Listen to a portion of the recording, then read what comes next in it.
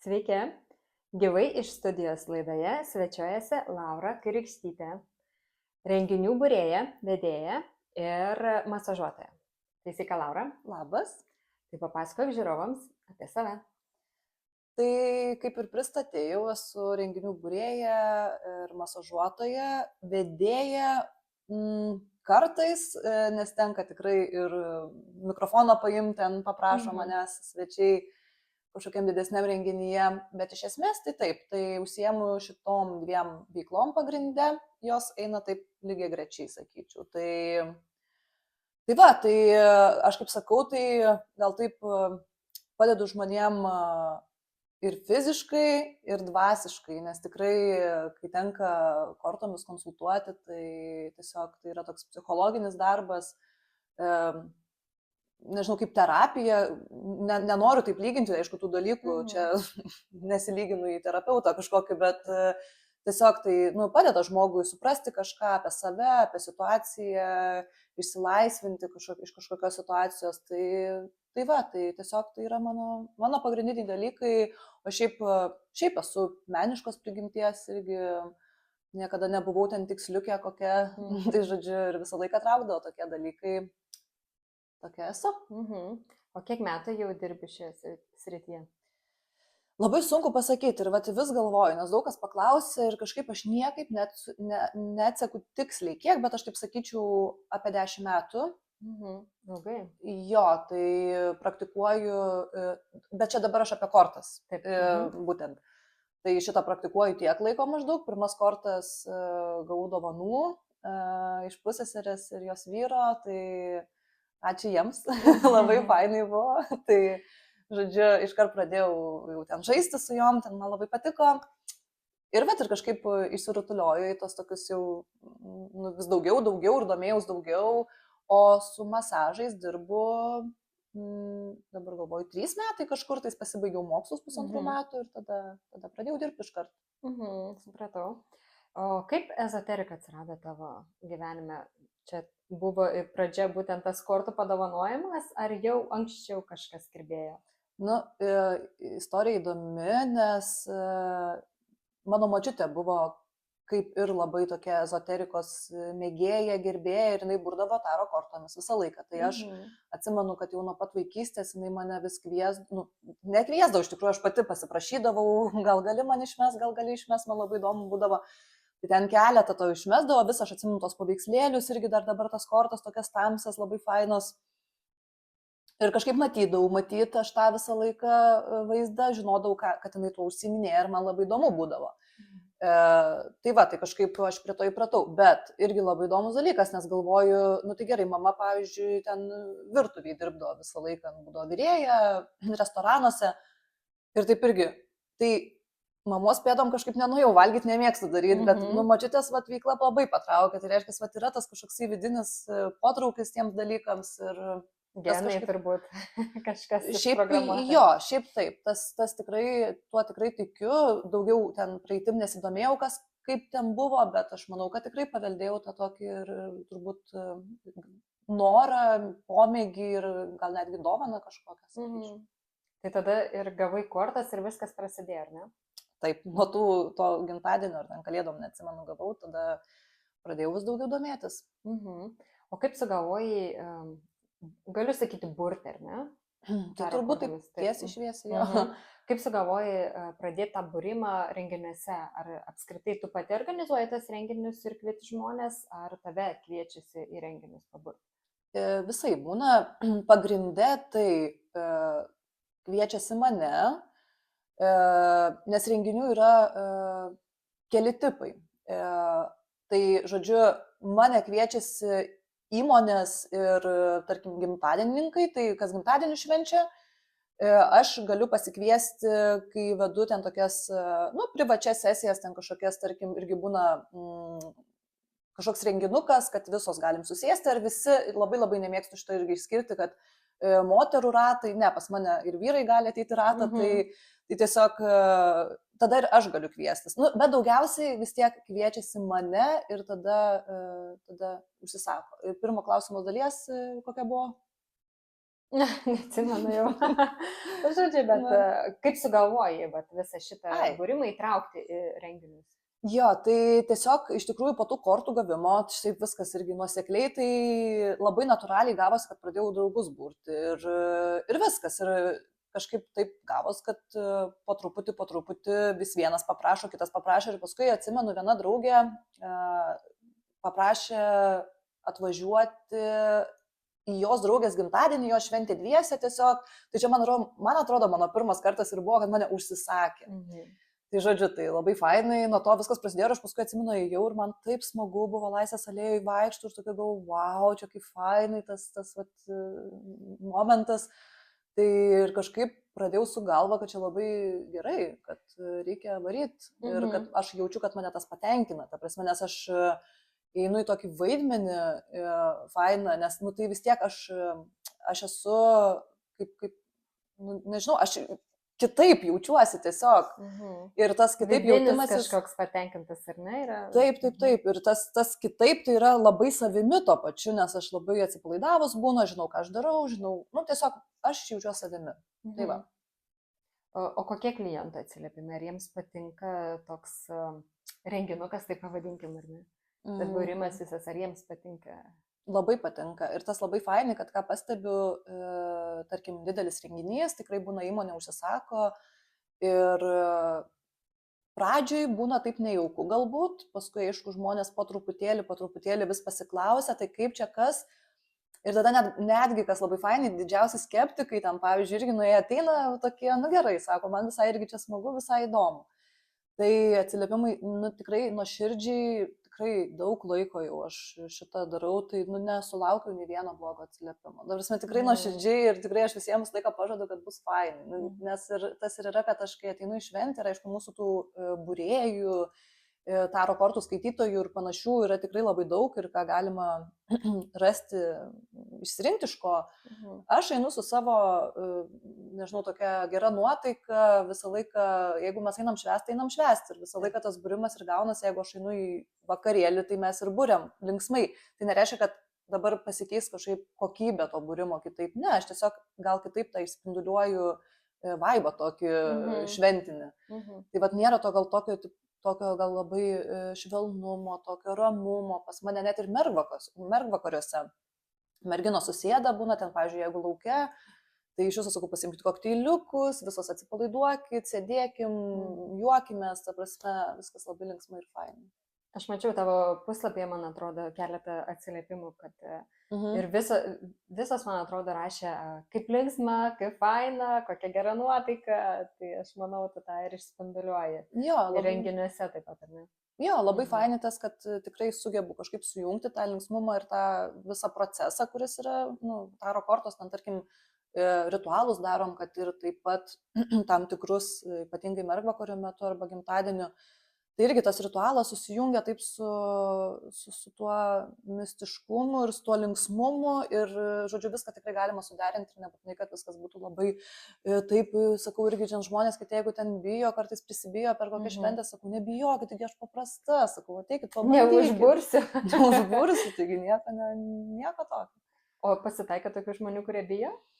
Taip, tikrai, jeigu didesnė šventė, tai būna, netgi ir mergvakario metu yra buvę keletą kartų, aišku, merginos užsako jaunai kaip staigmeną, bet yra buvę, kad tikrai viena ten kokia, aš nenoriu, aš neįsiu, bet paskui ten išgirsta kitas draugės ir ateina vis tiek. O ko jos bijo, kažin? Nesakė? Įvairiausių turbūt tų baimių yra, gal viena bijo kažkokią ateities sužinoti, kas čia bus. Blogų dalykų turbūt, ne? Gal kažkokių jo, kita bijo apskritai liestis prie tokių dalykų kaip taro kortos, čia irgi labai sumistifikuota, viskas yra, viskas daug paprasčiau iš tikrųjų. Tikrai taip. Mes neužilgo tą ir pamatysim, ar ne? Taip. Gerai, ir tu dar savo puslapyje rašai, kad tu sukuri unikalią dvasinę patirtį.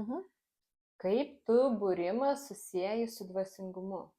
Tai dvasingumas tas ir yra. Dvasingumą labai daug kas įeina, nes dvasingumas šiaip nėra tik tais, kad dvasingumas. Toksai ten tu...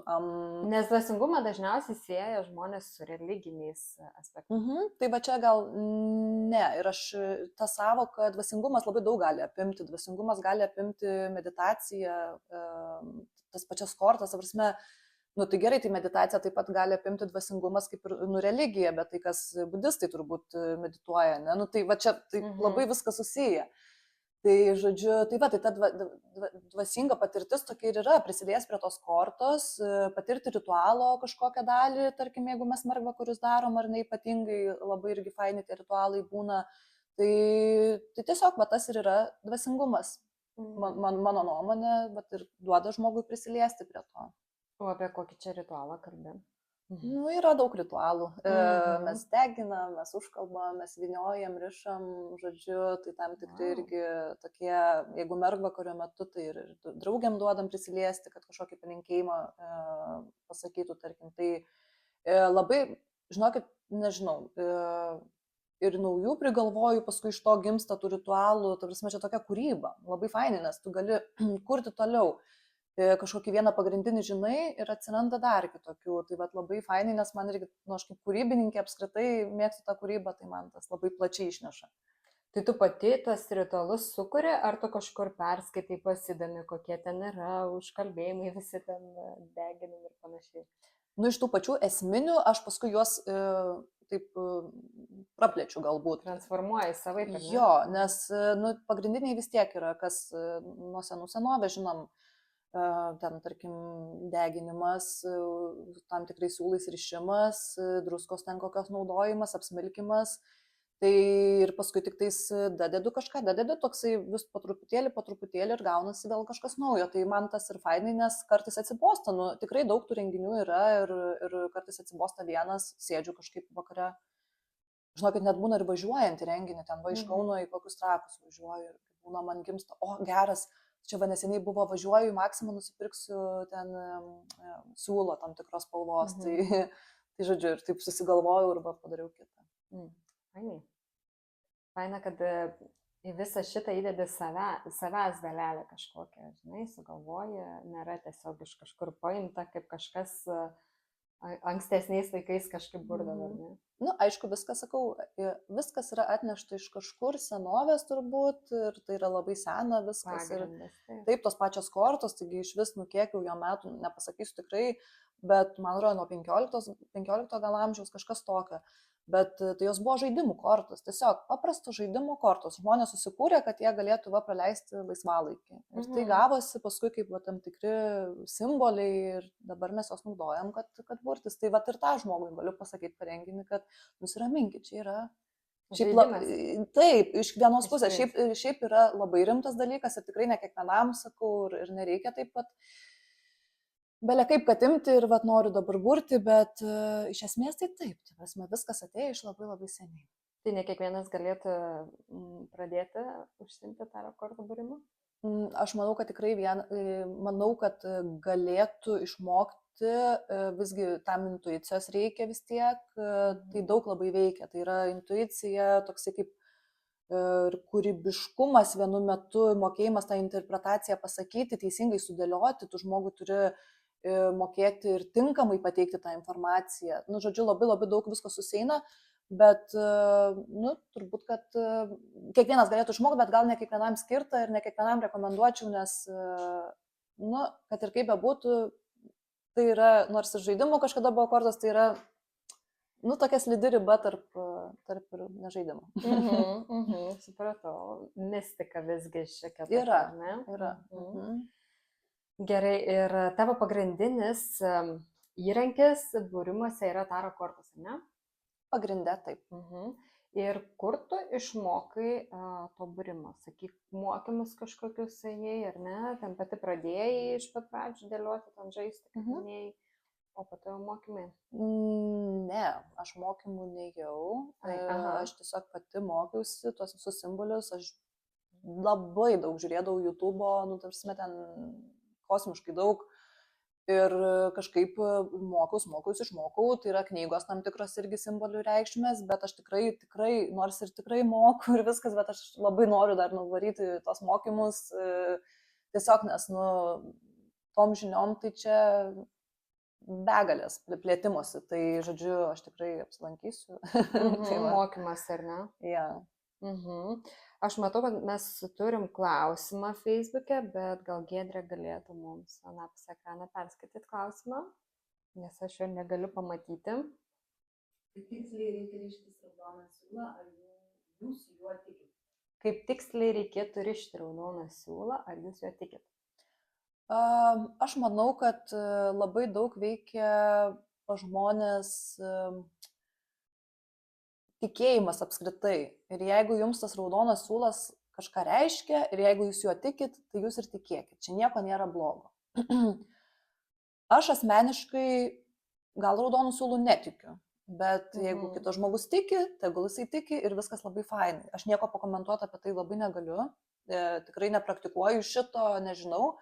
Gal apie siūlų rišimus, kai turėjau omeny, tai apskritai, kad tam tikra spalva turi tam tikrą energiją ir tarkim, kai mes ritualuose darom lapelius rišam, tarkim, jeigu mes rišam su žaliu, tai galbūt pinigus pritrauks, jeigu ten su raudonu, galbūt aistra kažkokia ar ne meilės dalykai kažkokie, bet būtent apie raudoną siūlą, nes man atrodo, kad čia apie ant rankos, ant riešo, tai negaliu pakomentuoti, bet aš manau, kad labai fainai, ta prasme, čia yra geras dalykas ir jeigu žmogui tai padeda arba jis juo tuo tiki, tai čia super ir riškitės ir gyvenkit nuostabiai ir galvokit, kad kaip tu man padėti. Taip, čia iš tikrųjų yra tas pats manifestavimas, ar ne? Jeigu tu įtikėsi savo minčių gale, tai viskas tavo ir... Taip. Gerai, grįžtant prie taro korto, ačiū už klausimą, beje. Grįžtant prie taro korto, ką jos atskleidžia, ką jos parodo žmogui? Tai daug ką gali parodyti, šiaip parodo, ką gali parodyti praeitį, gali parodyti dabarties situaciją, energiją žmogaus, gali parodyti ateitį. Aš kaip buriu, man už tai patinka, aišku, renginiuose, tai reikia tam tikro specifinio klausimo, kad mes neišsiplėstumėm, kad žinotumėm ties kuo mes čia konsultuojamas dabar, nes dažniausiai būna ribotas laikas, ar ne? Tai kai yra, pavyzdžiui, žmogus užduoda tikslų klausimą, tai iš vis labai, viskas paprasta, tu iškart užduodi visatai užduodi tą klausimą ir tau tiksliai pasako atsakymą, tiesiog labai viskas paprasta. Ir neįtikėtina yra, kaip viskas būna tikslu dažniausiai. Tai prasme, aš dažniausiai irgi į savo renginius nešuosi knygą, kurioje irgi yra reikšmės. Ir tikrai būna, palaukit, sakau, aš dar turiu pasimti knygą, aš išmetu kortą ir sakau, aš jums paskaitysiu iš knygos, kaip skamba, kad jūs žinotumėt, kad aš ne iš kažkur buriu, kad, ta prasme, tos kortos reikšmė būtent tokia ir yra. Ir tai būna neįtikėtinai taiklu, tarkim. Tai, kaip pavyzdys. Tai daug ką galima pamatyti ir sakau, netgi dabartinė, ar ten tu susierzinęs esi, ar tu dabar labai kaip tik laimingas, ar tu pasiruošęs naujiems nuotykiams. Tai tiesiog ta žmogaus kažkokia dabartinė energija labai fainai ir jo ateities pasiūlymus, ką tinkamai yra rinktis, bet vėl aš kai sakau, dėl ko žmonės sako, grįžti iš būrėjos ir neįsipildė. Tu turi daug kelių, ką tu gali rinktis. Ir aš visai konsultuodama pasakau, kad tau geriau, tarkim, šitoj situacijai pakeisti darbą. Čia kaip pavyzdys, ar ne? Ir tas žmogus nepakeis galbūt, tai aš jam taip ir sakau, bet jūs gal nepakeisit. Tai čia yra jūsų pasirinkimas, bet aš matau, kad jūsų laukia žymiai geresnė ateitis, pasirinkat kitą profesiją. Tai, čia nuo žmogaus priklauso, ką jisai darys. Kadangi jau apie profesijas prakalbam, tai labai laukiu, gal man, išbursi irgi. Gerai. Aš turiu tokį klausimą, jau pasirašiau prieš laidą ir turiu tokį klausimą, tai nežinau, man dabar jį užduoti, ar kaip čia dabar darom? Aš kol pamaišysiu. Nieko bus fainai. Sužinosim atsakymą, taip? Jo. Gerai, koks klausimas? Užduot man jau dabar? Taip. Tai ar profesija, kurią dabar vykdau, kurią pasirinkau, yra man tinkama šiuo metu? Labai geras klausimas, taip ir svarbu labai klausimą užduodant irgi tiksliai užduoti. Būna tokie abstraktus klausimai ir čia tikslus, labai geras klausimas, aiškiai suprantamas ir aš pažiūrėsiu.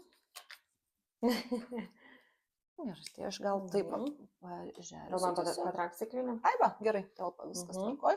Nu, paprašysiu pradžioj tada 3 kortas. Čia toksai greitas bus būrimas, tiesiog 3 kortas. Mhm. Mhm. 2 ir 3. Mhm. Ir dar 2. Šitą ir šitą. Toj profesijoje, ką dabar pasirinkai, tai tikrai gali būti iššūkių, tikrai gali būti tokių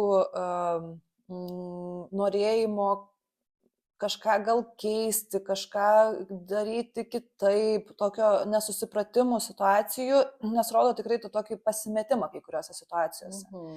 Tai šitas tikrai gali būti, nežinau, bet vis tiek iškrito ir labai gera korta, tai jinai rodo, visos taurės šiaip rodo emociją žmogaus, jo vidinį pasaulį. Tai atrodo, kad tą, ką tu darai, emociškai vidumi tau labai labai tenkina. Ta prasme, tai yra tavo dalykas, tau labai fainai, tu save realizuoji. Tai tiesiog su tuo va judėjimu reikia nepasiduoti. Ir vakortas sako, kad tiesiog pasitikėti savim, priimti tą, kad visko gali būti ir tikrai gali būti visokių iššūkių ir tikrai gali būti sunku, bet tai yra dalykas, kuris vidumi tave patenkina. Tai vat tau irgi pamastymui, ar verta. Manau, kad verta pagal kortas, nes atrodo, čia kažkur yra labai faina. Taip, aš iš tikrųjų viduje, tai aš tikrai labai stipriai jaučiu ir man tai labai labai patinka, tai ką aš darau, tik tais yra kiti aspektai, dėl kurių būtent aš ir dvejoju. Jo, tai ir šiaip ir tokios kaip, sako, ir gali būti kaip ir konkurencijos pusė. Gali būti ir toksai dalykas, kaip labai daug ant savęs apsikrovimas, tiesiog ant savo pečių apsikrovimas, tai gali būti darbų, gali būti morališkas tiesiog apsikrovimas, toksai irgi, tai reikia stengtis tą kažkaip mokėti iškrauti, išleisti, bet iš esmės tai tiesiog nieko blogo tame nematau ir tai galbūt nebus lengviausias kelias, bet tai bus labai svarbus sielai kelias. Gerai, turėsiu apie ką šiandien pamastyti. Ačiū. Kaip įdomu iš tikrųjų. O pavyzdžiui, renginiuose užduoda žmogus vieną klausimą, ar gali ateiti su keliais klausimais? Oi, būna, žinokit, manęs prašo, tai tikrai ne vieno, bet... Visas gyvenimo situacijas. Jo, dar vieną, dar biškį, dar truputį, bet tikrai būna laikas tas ribotas, labai priklauso nuo renginio, ar priklauso, kiek mes to laiko turim. Jeigu, pavyzdžiui, būna įmonė, tai vienaip, o jeigu būna, tarkim, mergvakaris, tai kitaip, aš biškį daugiau to laiko skiriu ir tikrai leidžiu savo ten, aš atsimenu, ir 4 ryte kažkada išvažiavau iš mergvakarą, nes tiesiog leidau visom normaliai, pasiburt pilnai, sakiau, fainai, sėdau savo mašiną ir grįžau. Jeigu nori ar ne, ir yra to laiko. Taip, ta prasme, tikrai žiūriu savęs, bet priklauso nuo, ką ten kitą dieną susiplanavus, ar yra kitas renginys, labai daug tokių yra, ar aš galiu, ir netgi jeigu būna įmonės, tai samdo jos ir netgi būna, kad vienam žmogui 5 minutės, iki 5. Tai jau nustatytas laikas. Jeigu taip taro kortas paliekant truputį į šalį, tai tu dar taip pat šiek tiek užsimi astrologinėm analizėm, ne? Šiek tiek taip, tai mano tokia šalia veikla, dažniausiai ją užsisako tą analizę mergvakario metu jaunai būtent, arba gimtadieniui kokiam, tarkim. Tai taip, tai aš jas darau. Gerai, ir tada tu dar esi ir masažuotoja. Taip. Tai papasakok, kaip čia sugalvojai dabar truputį taip pakeisti kryptį. Visai aš kaip ir nekeičiu, iš tikrųjų, aš kaip, pas mane truputį apsikeitė turbūt, nes dirbau aš daug darbų apskritai labai gyvenime, tai aš irgi dabar galvoju, ateisiu čia pašnekėti ir bus toksai, gal noriu irgi įkvėpti jaunų žmonės, jeigu ką žiūrės iš jaunų, kad labai fainai yra bandyti daug ir ieškoti savęs. Ir jeigu tau ten 26 metai, tau nereikia būti atradusiam savęs. Čia yra kažkoksai sukurtas kažkieno burbulas, kad ir ten 30 ir 40 metų turbūt gal savęs nebus atradęs. Nu, nebūtinai, gal ir būsi, bet, žodžiu, nu, žmogaus gyvenimai yra skirtingi. Vienas baigęs mokyklą tapo teisininku, kitas iki mirties ieško savęs. Tai va, tai ta mano labai istorija įvairi ir aš dirbu labai daug darbų, tai kažkaip tiesiog gal pasimetimo laikotarpyje, nes mano tie va šiti būrimai, renginiai tikrai buvo šalia, aš nebuvau jų taip išvyščius. Ir mano pasimetimo laikotarpį atsirado mintis, kad man reikia eiti kažką mokytis, nes aš šiaip studijavau universitete porą specialybių, bet aš jas mečiau, nes man tiesiog nepatiko. Ir tada išėjau tiesiog mokintis į masažus. Tai taip, ir man kažkaip visai lipo, fainai, ir paskui ant galo jau, kai pasibaigiau mokslų, žiūriu, kad labai prilipo ir labai smagu. Ir tu praktikuoji reiki masažas. Kas tai yra, papasakok? Tai reiki yra japoniškas toks alternatyvios medicinos kryptis, labai alternatyvios, kuri, tai yra toksai žmogui energijos perleidimas tiesiog. Tai yra, kada rankų pagalba, aš uždedant tam tikromis pozicijomis ant žmogaus kūno, kažkur galva, ten kūnas, visur yra tos pozicijos, aš jam teikiu gyvybinės energijos ir aš esu laidininkas, tai eina per iš ten, kažkur, kur čia pilna tos jo iš visatos, būtent į tą žmogų. Tai padeda jam jo dvasiai, jo fiziniam skausmam, jo subalansuoti tiesiog patį žmogų, jeigu yra sutrikusi ta gyvybinė energija pas jį. Kaip įdomu iš tikrųjų. Ar daug klientų susilaukia šitokiam masažui? Tai nėra kaip masažas, tai yra visiškai atskira dalis. Aš tai darau kartu su masažu būna. Geriausiai tai atlikti vieną kaip seansą, nes jisai vienas užtrunka 45 minutės pilnas reiki seansas. Bet aš būna apjungiu su masažu ir tas labai fainai susieina. Tada gaunas nepilnas, bet vis tiek labai tada ir tą kūną tikrai išmasažuoji raumenį ir tada tą tokį dvasinį įvedi dar dalį. Taip, žmonės šiaip nori, įdomu jiems, ypatingai kas yra nebandę, o ir iš tikrųjų yra žmonių ir sako, kad jaučiasi, kai tą darai, nu, tiesiog tas kažkoksai, nes ir pačiam darančiajam, tai irgi ant delnų jaučiasi kažką, ne? Arba spigliukai, arba šiluma, arba šaltis, tai toksai irgi, nes ta energija neteka. Geras, kaip įdomu iš tikrųjų. O masažus atlieki tai tokius gydomuosius ar atpalaiduojančius, ar visokie?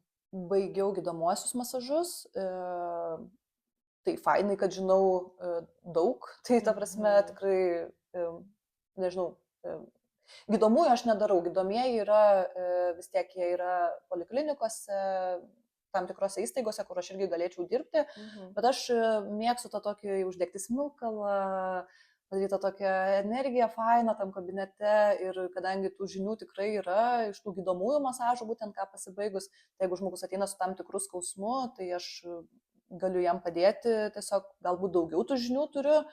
Ir galbūt tų kontraindikacijų žinau daugiau ten, kada negalima daryti, ko, nu, tai yra, aš manau, kad tie gydomieji masažai yra labai didelė nauda man kaip specialistai, kad sužino daugiau apie žmogų, nes tiek ir anatomija eina ir visokios ligos. Tai masažai, kaip suprantu, yra tokia, tai nėra sezoninis darbas, tu gali jį atlikti bet kada. O kaip su būrimo renginėse, ar labiau tai sezoninis darbas?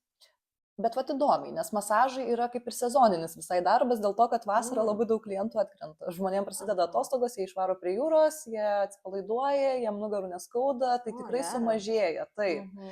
Bet būrimas pats mano renginiai, tai labai bangom. Tai mėnesiais tokiais, aišku, dabar yra tas bumas, šventinių laikotarpių, lapkritis, gruodis, būna po gruodžio darbiški, kas įmonės nepasidarė vakarėlio, tarkim. Sausį. Jo, tada sausis, ten koks vasaris, kovas, taip tokie sausesni. Ir tada jau kaip atšilinėja, tada prasideda mergvakariai, nu žodžiu, tai realiai jo. Sakyčiau, irgi taip bangom, bet įvairiai. Įvairiai. O tau pačiai kas labiau patinka? Ar renginiuose būrimas, ar visgi labiau masažavimas, gali pasinerti ir į save iš tikrųjų, ar ne? Viskas patinka. Viskas. Gal labiau vis tiek, jeigu sako, vis tiek reikia tau žinoti, kiek kam skiri balų, tai renginiai turbūt. Man patinka, Bendravimas? man patinka, nors vat labai keista, nes aš esu tokia intravertė, bet renginį aš žinau, ką aš gerai darau ir aš labai gerai savim jaučiuosi tiesiog. Ir man patinka skaityti tas kortas, tai tiesiog man, sakyčiau, pirmoje vietoje kortas. Labai smagu, labai. Tai ką, ačiū labai. Ačiū Jums labai. Buvo kiek kitoks iš tikrųjų pas mūsų laidoje pokalbis ir labai faina, labai buvo malona. Tai jeigu turėsit kokių klausimų, tai būtinai pakomentuokit ir tai ką, gražaus savaitgalio ir iki. Iki.